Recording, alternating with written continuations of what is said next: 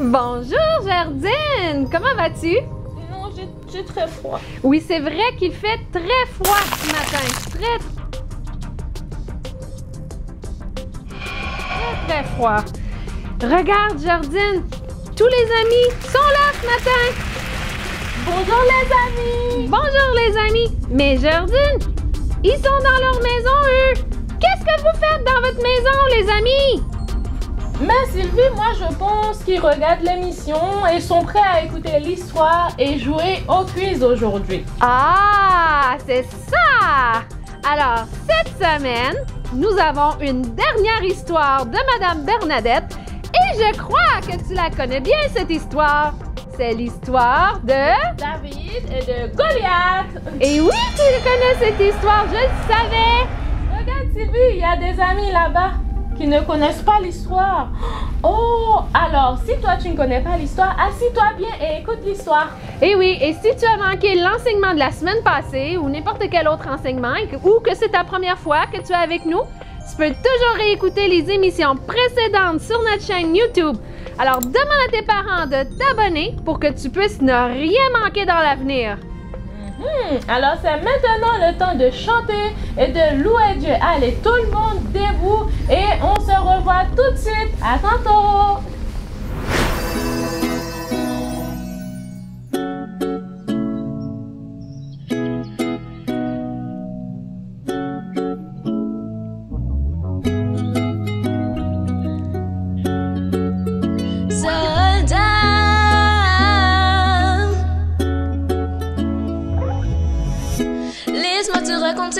C'est l'histoire d'une personne qui a tout quitté. Laisse-moi t'expliquer la manière dont Dieu a tout guidé. En lui s'est vu la grâce de Jésus-Christ et une blanche parure. Laisse Dieu par toi marquer l'histoire. Mais où êtes-vous, soldats, au garde à vous, soldats, ici ce n'est pas nous, soldats, qui donc Jésus a envoyé. Réveillez-vous, soldats, car vient l'époux, soldats, et unissons-nous, soldats, son corps c'est nous, soldats de Yahweh, soldats, soldats, soldats de Yahweh, soldats, soldats, soldats de Yahweh, soldats, soldats, soldats de Yahweh, soldats, soldats, soldats de Yahweh. Rappelle-toi que tu dois mener le combat. C'est lui qui va le faire en toi, pour toi, par toi. Arme-toi et souviens-toi que toute ta vie doit dépendre de Jésus. Que c'est lui le potier et toi l'argile. Que c'est lui le riz et toi l'outil. Yeah, yeah. Mais où êtes-vous, soldats? Au garde à vous, soldats. Ici ce n'est pas nous, soldats. Qui donc Jésus a envoyé? Réveillez-vous, soldats, car vient l'époux, soldats, et unissons-nous, soldats, son corps c'est nous, soldats de Yahweh, soldats, soldats, soldats de Yahweh, soldats, soldats, soldats de Yahweh, soldats, soldats, soldats de Yahweh, soldats, soldats, soldats de Yahweh. Hey, commando, ah, commando, hey, commando, ah, allez, commando, ah, commando, hey, commando, ah, commando, hey, commando, ah, commando, hey, commando, ah, commando, soldats, soldats, soldats de Yahweh, soldats, soldats, soldats de Yahweh, soldats, soldats, soldats de Yahweh, soldats, soldats, soldats de Yahweh.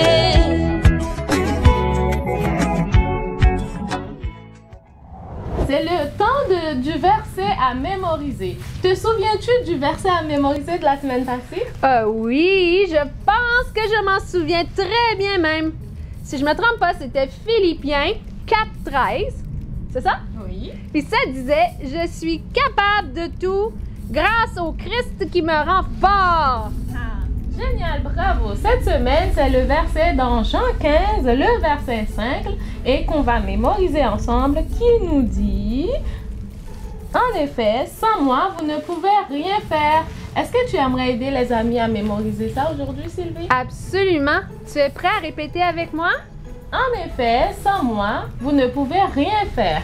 En effet, sans moi, vous pouvez rien faire. Jean 15, le verset 5. Jean 15, le verset 5. Bravo les amis! N'oublie pas de pratiquer ton verset cette semaine.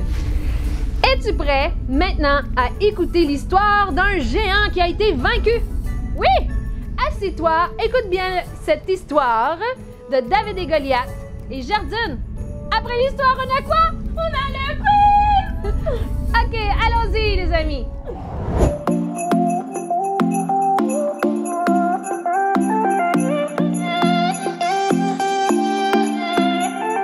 Bonjour les amis! Qu'est-ce qu'on a parlé la semaine passée? Est-ce que vous vous souvenez de Gédéon? Et qui a gagné la victoire? Les Madians ou Gédéon? Gédéon! C'est l'Éternel et... Gloire à l'Éternel et Gédéon! Aujourd'hui, on va parler de David et Goliath. Est-ce que tu connais David? C'est un homme, un jeune homme qui aimait Dieu.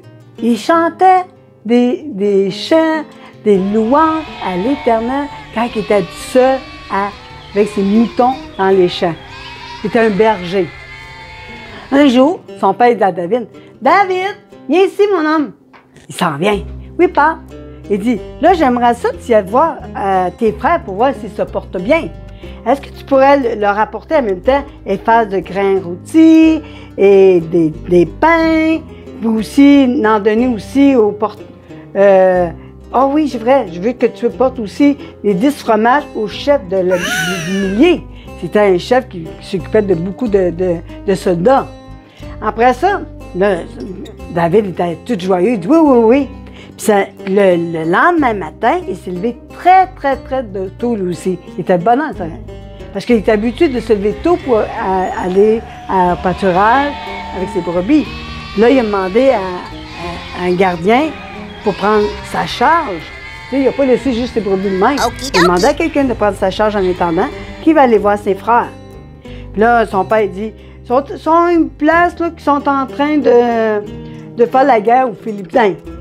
David se levant, comme de bon matin, quand il arrive où étaient tous les gens, là, tout d'un coup, là, un grand géant qui s'appelle Goliath qui s'en vient et dit, « Hé, vous autres, là, les Israélites, là, si vous m'envoyez quelqu'un pour me battre, puis qui me tue, ben tous les Philippiens vont être votre esclave. Sinon, si c'est moi qui le tue, ça va être vous autres, vous allez être mes esclaves. » Là, il n'arrêtait pas de crier ça, jour après jour, heure après heure, puis il se disait toujours ça.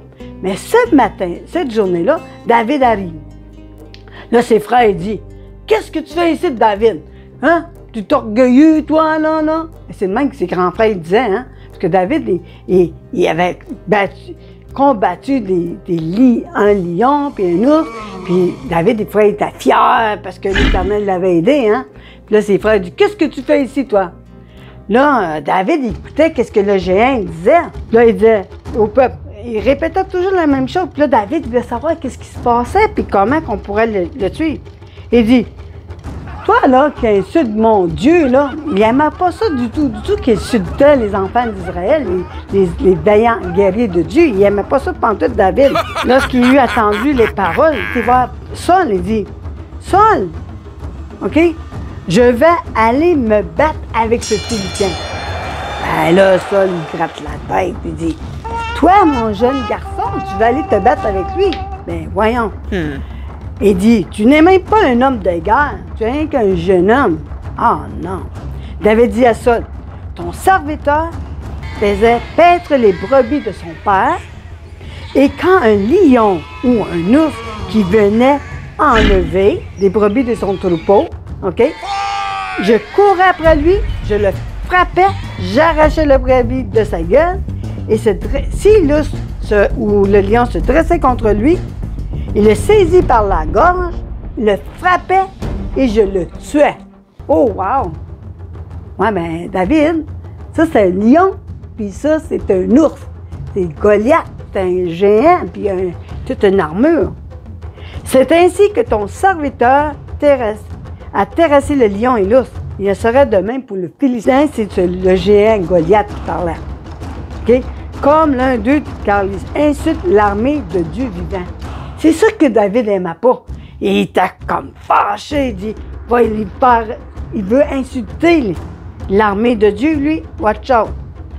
Après ça, David, il prit en main son bâton, choisit dans le torrent 5 pierres polies, et il s'est mis dans sa gibissière, puis la fronde à la main, il s'avança contre le Philistien. Il s'en vient. Là, le géant s'approche. Là, il regarde et dit, « Qui es-tu, toi qui viens avec ta petite fronde, puis ton caillou, avec ton bâton, tu me prends-tu pour un chien, toi, là? » C'est ça qu'il disait, le géant, à David. Il dit, « Non, il dit, moi, je viens au nom de l'Éternel, et je suis venu ici pour te tuer. » Ah, ouais? Ah, oui? Là, il dit, là, Goliath, il s'avance. Puis là, David, il s'avance de côté d'un autre. Il prend la gibissière dans sa fronde. Il met dedans. Bang! Dans le front. Savez-vous qu'est-ce qui est arrivé? Il a tombé face contre terre. Et le géant, c'est vraiment pesant. Hein? Ça fait boum! Est-ce que David a dit « Yeah, j'ai gagné » Non, David n'a pas fait ça. Il a couru. Il a pris la grosse épée de Goliath, puis il a fait ça même. Et coupé la tête. Savez-vous pourquoi? Parce que s'il n'aurait pas fait ça, il serait relevé debout encore, puis il n'aurait pas gagné la victoire. Mais il a pris ça, il a fait un coup. Coupé la tête. Tous les Philistins, ceux qui étaient l'armée de l'ennemi, c'est tout enfui. Puis toute l'armée d'Israël courait après leur ennemi. Ils les ont tout attrapés. Là, David allait voir Saul, puis il emmenait la tête. Il dit, regarde, j'ai vaincu. Il dit, qui es-tu? Et David, il amenait la tête du Philistin. Il dit, moi, je suis le fils de ton serviteur Isaïe. Puis là, ben, ils ont eu la victoire, les amis. Ils ont eu la victoire. En tout cas, je vous dis, faites confiance et n'oubliez pas le thème, les amis. C'est quoi? Nous faisons toujours confiance en Dieu. Puis David, il avait confiance en son Dieu. Savez-vous quoi? David, il pensait juste aller mener un petit repas à ses frères. Mais Dieu avait un plan. Puis son plan, il s'est servi de David pour tuer Goliath, pour donner la victoire à toute l'armée de Dieu. Parce qu'à cause qu'il avait confiance en Dieu. L'ennemi, il insulte l'armée de Dieu. Puis David, il dit, moi, je vais prendre ça. Mais il n'allait pas seul. Il savait qu'il s'en est. Puis quand il a fait la tronche, un shot. Il a coupé la tête. Fini. Mon histoire va continuer encore. On va se voir un autre tantôt, les amis. Soyez bénis. En tout cas, n'oubliez pas, la force, c'est pas dans notre force à nous autres, mais c'est dans la force de Dieu. N'oubliez pas ça, les amis. À bientôt. Au revoir.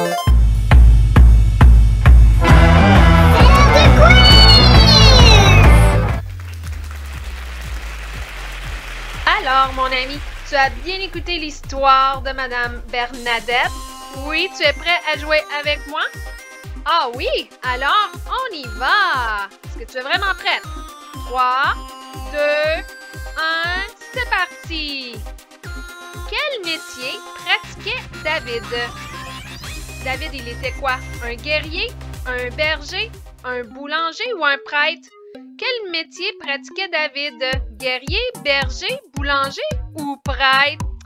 Ben oui, c'était facile celle-là. C'était ça, oui, un berger. Je connais bien ton histoire. On continue. Quels sont les 2 aliments que David a apportés au chef des soldats? Est-ce que c'était des raisins et des figues, des sandwichs et du fromage, du pain chaud et du fromage ou bien de la viande et des patates?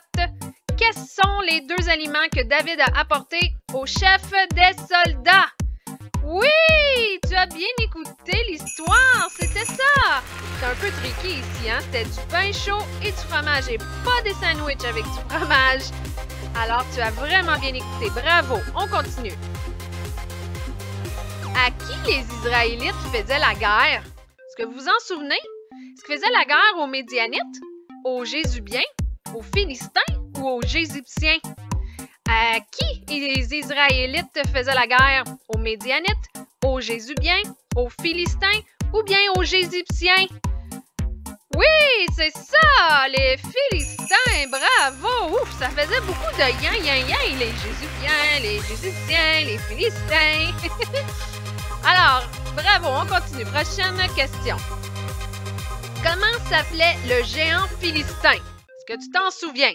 Est-ce que c'était Saul, David, Goliath ou Goldorak? Comment s'appelait le géant philistin? Saul, David, Goliath ou Goldorak? Ben oui, c'est ça, c'est Goliath. Ça, je pense que c'était un petit peu facile, hein? Et oui, tu connais bien ton histoire, c'est ça, bravo! Prochaine question. Goliath avait déjà combattu un lion et un ours. Est-ce que c'est vrai ou est-ce que c'est faux? Goliath avait déjà combattu un lion et un ours. Ouais, c'est faux! Mais je sais qu'il y en a qui ont dit vrai. Je vous ai entendu. Vous avez pas bien écouté la question? C'était pas Goliath qui a combattu un lion et un ours, c'était... Oui, c'est ça, c'était David. Bravo à ceux qui l'ont eu. On continue. Combien de pierres a pris David pour combattre Goliath? Combien de pierres a-t-il pris? 1, 2, 4 ou 5 pierres? Vous vous souvenez quand il est descendu pour aller se battre, il a pris des pierres. Est-ce qu'il en a pris 1, 2, 4 ou 5? Est-ce que tu t'en souviens? Oui, c'est ça! C'est 5. Il a pris 5 pierres polies qu'il a mis dans sa petite poche pour aller se battre. Bravo! On continue. David a coupé la tête de Goliath. Est-ce que c'est vrai ou est-ce que c'est faux? Est-ce que c'est vrai que David a coupé la tête de Goliath?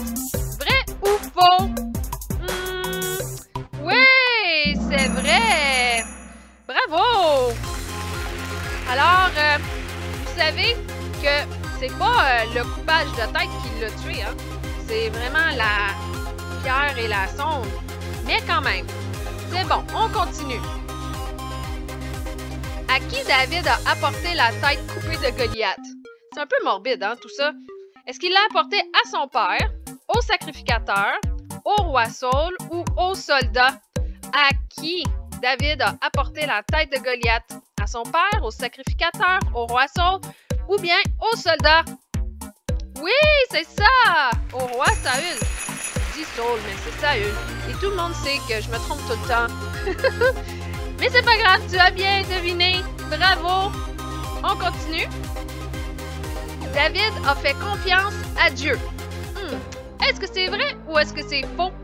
David a fait confiance à Dieu. Vrai ou faux? Ben oui, évidemment, c'est vrai. David a fait confiance à Dieu. Et Dieu lui a donné la victoire. Bravo! Prochaine question. À qui appartient notre force? À qui appartient notre force? Est-ce que notre force nous appartient à nous-mêmes? Est-ce qu'elle appartient aux anges? Est-ce qu'elle appartient à Dieu? Ou est-ce qu'elle appartient à nos parents? À qui appartient notre propre force? À nous-mêmes, aux anges, à Dieu ou à nos parents? Pas facile, hein? Oui, c'est ça, à Dieu! Bravo pour ceux qui ont dit à Dieu. Mais j'en ai entendu qui ont dit, ben, elle m'appartient à moi. Évidemment, il t'appartient ta force, mais tout ce qui se passe, on doit glorifier Dieu. Donc, elle appartient à Dieu. Alors, les amis, tu t'es bien amusé aujourd'hui? Oui! Mais moi aussi, je me suis bien amusée avec toi et j'ai hâte de te voir dans le prochain quiz! Bye bye! Ah, tu connais bien l'histoire de David et de Goliath. Tu as répondu à toutes les questions avec succès. Bravo! Cette semaine, nous n'avons pas de jeu virtuel parce qu'on a le métier à découvrir. Et c'est quoi le métier à découvrir aujourd'hui, Sylvie? C'est l'ingénieur de son. L'ingénieur de son, ah bon? Nous avons beaucoup à découvrir. J'ai hâte de l'écouter. Et toi, tu es prête à l'écouter? Tu veux savoir c'est quoi aussi? Super! Assieds-toi et écoute bien le métier à découvrir.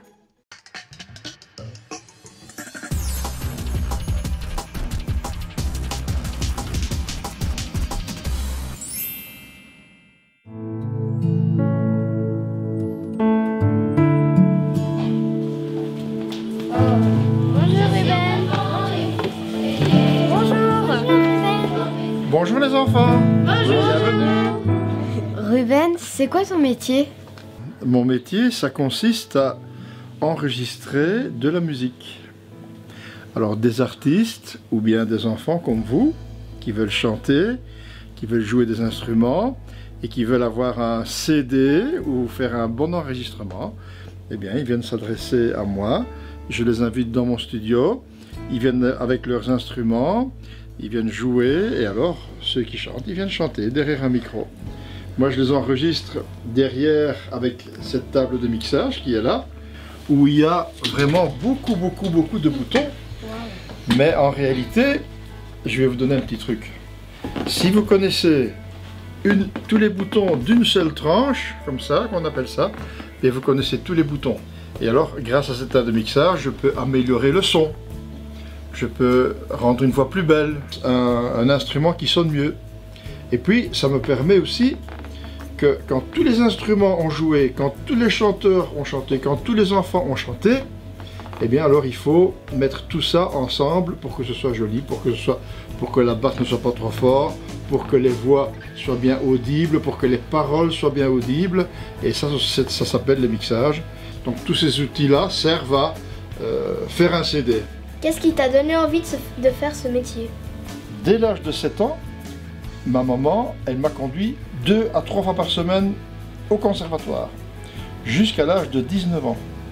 Donc j'ai appris la musique dans l'académie de musique et quelque part, je devais normalement être professeur de piano.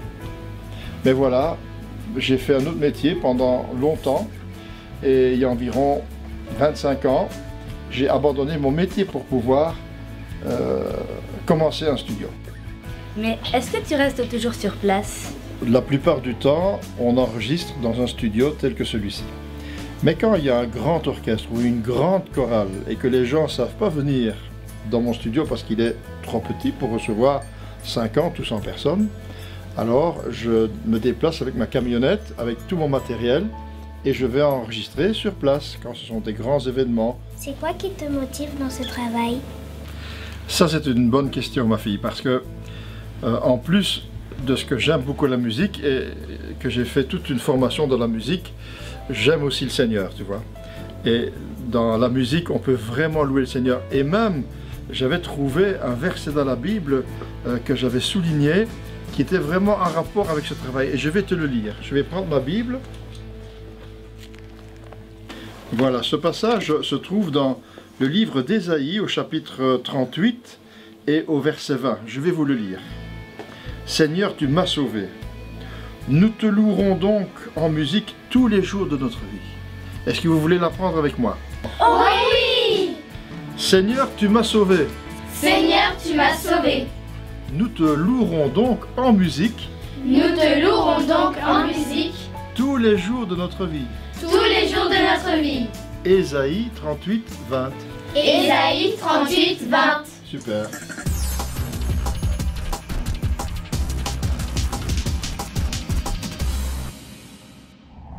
Tu connais maintenant c'est quoi l'ingénieur de son?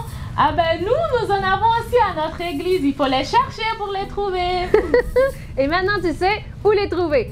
Alors, si tu as entre 6 et 12 ans et que tu habites au Canada et que tu aimerais toi aussi te voir jouer avec nous en ligne et faire partie d'une prochaine émission, il reste encore beaucoup de place pour participer. Écris-nous, demande à ton parent de nous écrire à julien@lechemin.ca. Et les amis, n'oublie surtout pas de pratiquer ton verset à mémoriser cette semaine. Et c'est la fin maintenant. Il faut dire au revoir aux amis, hein, Sylvie? Au revoir les amis. Gros bisous. Bonjour les amis, on va louer ensemble Jésus.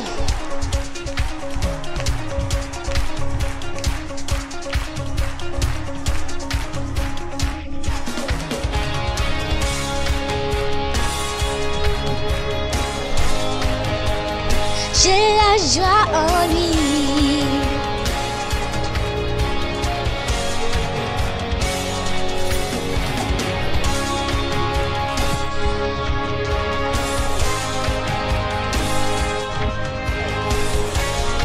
J'ai la joie.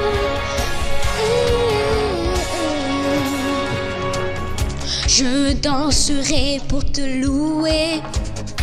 En dépit de mes circonstances, le Dieu vivant vit au-dedans de moi. Son nom c'est Jésus. Je suis un vainqueur, plus que victorieux, héritier du royaume, rempli de son esprit.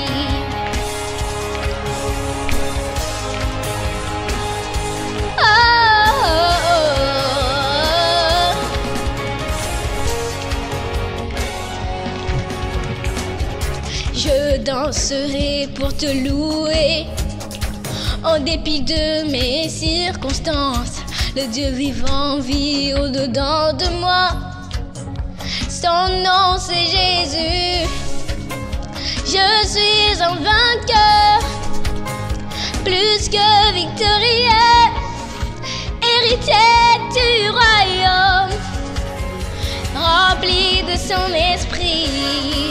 J'ai la joie en lui, j'ai la joie en lui, j'ai la joie en lui. Je suis victorieux, j'ai la joie en lui, j'ai la joie en lui, j'ai la joie en lui. Je suis victorieux.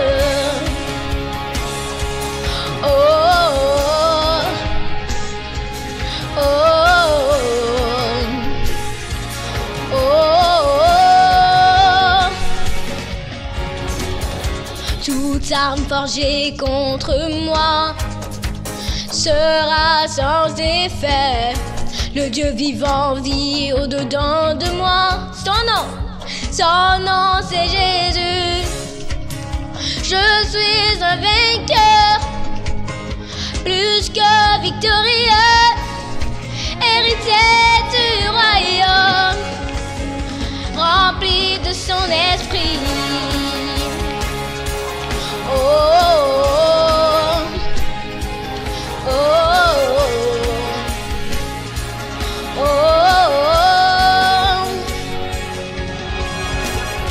Toute arme forgée contre moi sera sans effet. Le Dieu vivant vit au-dedans de moi. Son nom c'est Jésus. Je suis un vainqueur, plus que victorieux, héritier du royaume, rempli de son esprit. J'ai la joie en lui, j'ai la joie en lui, j'ai la joie en lui.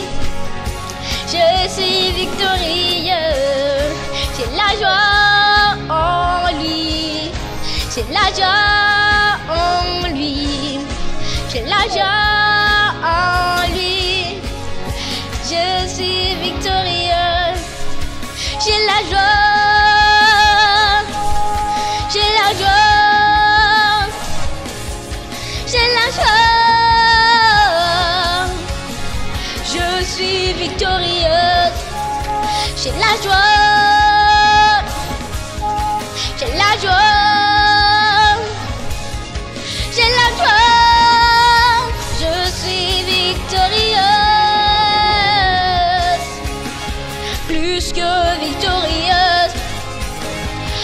plus que victorieuse, plus que victorieuse, plus que victorieuse, bien plus que vainqueur, bien plus que vainqueur, bien plus que vainqueur, bien plus que vainqueur.